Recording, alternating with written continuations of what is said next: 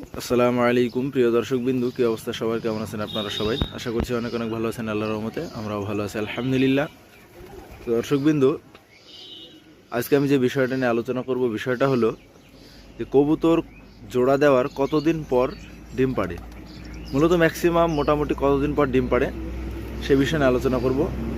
তো বিষয়টা আমার একটা ভাই কমেন্ট করে বলেছেন যে এই বিষয় নিয়ে একটা ভিডিও বানান, সেই জন্য আমি আরও মূলত ভিডিওটা বানাচ্ছি নতুনদের জন্য। তো প্রথম যে বিষয়টা আমি বলি, নাম্বার ওয়ান যে বিষয়টা বলতে হবে এইসব বিষয় নিয়ে কথা বললে, বিষয়টা হলো যে প্রথম আপনাকে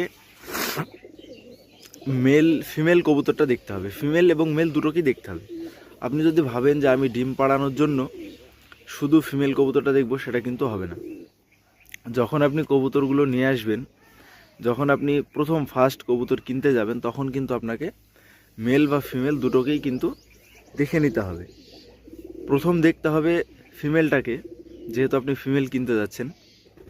প্রথম দেখতে হবে যে কবুতরটা কারোর বাসাতে ডিম পেড়েছে কিনা, তারপরে আপনার বাচ্চা করেছে কিনা, এই দুটো বিষয় প্রথম দেখতে হবে। তারপরে দেখতে হবে যে কবুতরটা কারো বাসাতে ডিম বাচ্চা করেছে কিনা বা বয়সটা কীরকম, এসব বিষয়গুলো কিন্তু প্রথম দেখতে হবে। বয়সটা হচ্ছে আপনার মোটামুটি কবুতর আপনার 6 মাস পর থেকে অ্যাডাল্ট হয়ে যায়, 6 মাস পরে ডিম পাড়ে। তো আপনাকে সেরকম বয়সটা দেখে নিতে হবে। সবথেকে পারফেক্ট বয়স হচ্ছে কবুতরের 1 বছর থেকে 1.5 বছর। তো 1 বছর থেকে 1.5 বছর বয়সের কবুতর কিনতে পারলে সব থেকে ভালো। তো যখন আপনি কবুতরটা কিনবেন, তখন দেখে নেবেন যে কবুতরটার শরীর স্বাস্থ্যটা কীরকম, কবুতরটা রোগা না ভালো, কবুতরটা কীরকম ছটফটে আছে। তো এসব বিষয়গুলো দেখে নেওয়ার পর আপনি একটা মাদি কবুতর কিন্তু কালেক্ট করবেন। তারপর আপনাকে নর কবুতরটা দেখতে হবে। নর কবুতরটা আপনার দেখবেন ডাকাডাকি করছে কিনা। অনেক সময় কিন্তু আপনার নর কবুতর কিন্তু বাঞ্জা হয়ে যায়। দেখা যাচ্ছে আপনি ফিমেলটা ভালো নিয়ে আসলেন, এবার মেল কবুতরের ক্ষেত্রে হয়তো বাঞ্জা হয়ে গেল। বাঞ্জা কবুতর কিভাবে চিনবেন সে বিষয়ে আমি কথা বলছি। তো বাঞ্জা কবুতর চেনার উপায় হচ্ছে, দেখতে পাচ্ছেন কবুতরটা ডেকে বেড়াচ্ছে। এই কবুতরটা মানে একদম এইভাবেই কিন্তু ডেকে বেড়াবে একটা কবুতর। কিন্তু ডেকে বেড়ানোর পর যখন মাদিটা আপনার বসবে মুসলি করার জন্য, তখন কিন্তু মানে মেল কবুতরটা কিন্তু আপনার পিঠে উঠবে না। এটা হচ্ছে ওর মূল বৈশিষ্ট্য, এটা হচ্ছে বাঞ্জা কবুতরের। আর আরেকটা বিষয় হচ্ছে আপনার হিজড়া কবুতর।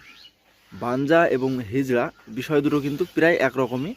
তো বাঞ্জা যেটা বললাম, আপনার মুসলি করার জন্য যখন মাদিরা যখন বসবে, তখন কিন্তু আপনার ও কিন্তু পিঠে উঠতে চাইবে না। আর হিজড়ার ব্যাপারেও কিন্তু সেম একই প্রবলেম। যখন আপনার ডাকাডাকি করবে, সব রকম আপনার মুখে মুখ মিলাবে, সব করবে, কিন্তু যখন আপনার মাদিটা বসবে, তখন কিন্তু ও কিন্তু পিঠে উঠতে চাইবে না। এই দুটো প্রবলেম হচ্ছে আপনার হিজড়া এবং কী বললাম আপনার বাঞ্জা।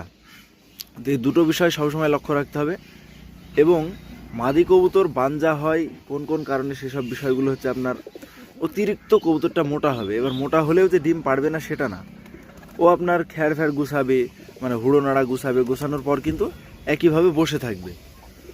এবার যখন আপনার মাদি কবুতর যখন হিজড়া হয়, তখন ও কিন্তু মেলেরও কিন্তু পিঠে উঠতে চাইবে। এটা হচ্ছে ওর মূল বৈশিষ্ট্য। তো এইসব বিষয়গুলো আপনাকে লক্ষ্য রেখে কিনতে হবে। আর জোড়া দেওয়ার যে বিষয়টা, সেটা হলো, তারপরে আসে আপনার জোড়া দেওয়ার যে বিষয়টা। জোড়া দেওয়ার বিষয়টা হচ্ছে আপনার, হয়তো আপনি এ কথাটা আমি বারবার প্রত্যেকটা ভিডিওতে বলে থাকি, ডিম বাচ্চার বিষয় নিয়ে কথা বললে আমি এই কথাটা বলি। সেটা হচ্ছে যে প্রথম আপনি হয়তো একটা ফিমেল কবুতর কিনলেন। এইবার প্রথম ভালো করে কথাটা বুঝবেন যে আপনি দেখবেন যে ফিমেল কবুতরটার জোড়া দেওয়া ছিল কিনা। যদি ফিমেল কবুতরটা রিসেন্ট জোড়া দেওয়া থাকে, বা ওর একটা ফিমেলের সঙ্গে জোড়া দেওয়া ছিল, ডিম বাচ্চা করছিল, সেক্ষেত্রে আপনাকে কি করতে হবে, ফিমেল কবুতরটা কিন্তু বাড়িতে নিয়ে আসার পর দেখছেন যে আগে কোথাও জোড়া দেওয়া ছিল, হয়তো কারোর বাড়িতে ছিল জোড়া দেওয়া, কেউ হয়তো হাটে বিক্রি করতে এসছে, আপনি সেখান থেকে কিনলেন। এবার সেখান থেকে কেনার পর আপনি হয়তো বুঝতে পারছেন না, এবার ওই কবুতরটা কিন্তু আপনার ওই যে মেলটার সঙ্গে জোড়া দেওয়া ছিল, ওই মেলটার প্রতি কিন্তু একটা মায়া জন্মে থাকবে। কবুতরটাকে বাড়িতে নিয়ে আসার পর আপনি 10 থেকে 12 দিন মতো, 10 দিন ম্যাক্সিমাম রাখতেই হবে, 10 থেকে 12 দিন আপনি আলাদা করে রাখলেন, মানে কোনো মেলের সঙ্গে জোড়া দেওয়া যাবে না। এবার আপনি হয়তো ভাববেন যে আমি ডিম বাচ্চার জন্য নিয়ে আসলাম, তাড়াহুড়ো করলে কিন্তু হবে না, আপনাকে 10 থেকে 12 দিন কিন্তু আলাদাই রাখতে হবে। এবার আলাদা রাখার পর আপনি একটা সেই রকমই একটা মেল আপনি যখন নিয়ে আসলেন, মানে নতুন কবুতর পালনের জন্য আমি বলছি, তো তারপর একটা মেল নিয়ে আসলেন। তো মেলটা নিয়ে আসার পর মেলটাকেও কিন্তু সেম একই, ওকেও কিন্তু আলাদা রাখতে হবে, কারণ ওরও হয়তো কোনো একটা ফিমেলের সঙ্গে জোড়া দেওয়া থাকতে পারে, তার উপর একটা মায়া বসে গিয়েছিল, সেই মায়াটা তাকে কাটিয়ে তবেই কিন্তু অন্য কবুতরের সঙ্গে জোড়া দিতে হবে। তো সেই জন্য দুটো কবুতরকে 10 থেকে 12 দিন মতো আলাদা আলাদা করে রেখে তারপর আপনাকে কিন্তু জোড়া দিতে হবে। তারপর জোড়া দিলে আপনার ইনশাল্লাহ 15 দিনের মধ্যে ডিম পাবেন, একদম ইনশাল্লাহ 100% গ্যারান্টি পাবেন। তো প্রথম থেকে যে কথাগুলো বললাম, কথাগুলো অবশ্যই মানার চেষ্টা করবেন। অবশ্যই ডিম মানে আপনারা কবুতরের কাছ থেকে ডিম অবশ্যই পাবেন ইনশাল্লাহ 100%। যে কথাগুলো বললাম সেগুলো অবশ্যই মানবেন এবং সকলে আমার কবুতরগুলোর জন্য দোয়া করবেন। এই যে আমার কবুতরগুলো দেখতে পাচ্ছেন, আমাদের ছাদ দিয়েছে নতুন, একলে ঘুরে বেড়াচ্ছে। ওই যে ওখানে কিছু কবুতর গোসল করছে, আর কিছু কবুতর আপনার সব সাইড দিয়ে এগুলোতে ঘুরে বেড়াচ্ছে, দেখতে পাচ্ছেন। এদের সব মাটি খেতে গিয়েছে এই সাইডে। আমার সব ছাদ বাগানে কিছু গাছপালা আছে, ওগুলোতে সব আপনার মাটি খেতে গিয়েছে, দেখতে পাচ্ছেন। মানে প্রায় কবুতরগুলো এই সাইডেই আছে, সব মাটি খাচ্ছে, মানে সব বাচ্চা আছে তো ওদের সব মাটি খাচ্ছে। আর আমার নতুন কিছু বাচ্চা করেছে, বাচ্চাগুলো আপনাদেরকে দেখাই। দেখতে পাচ্ছেন এখানে এক পিস বাচ্চা আছে, তারপরে এখানে এক পিস বাচ্চা আছে, দেখতে পাচ্ছেন। সুন্দর, মাশাআল্লাহ, এই বাচ্চাটা খুব সুন্দর হবে এবং উপরে যেটা দেখালাম সেটাও খুব সুন্দর হবে।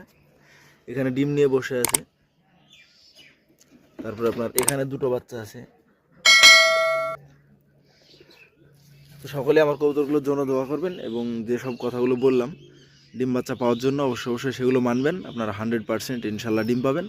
আর কবুতর যেভাবে বললাম ওইভাবে জোড়া দেওয়ার পর ইনশাল্লাহ আপনারা 15 দিনের মাথায় ইনশাল্লাহ ডিম বাচ্চা পাবেন, একদম গ্যারান্টি। ডিম পারবে 100%, যদি কবুতর দুটো মেল বা ফিমেল উভয় যদি সুস্থ এবং সবল দুটো কবুতর যদি ভালো হয়।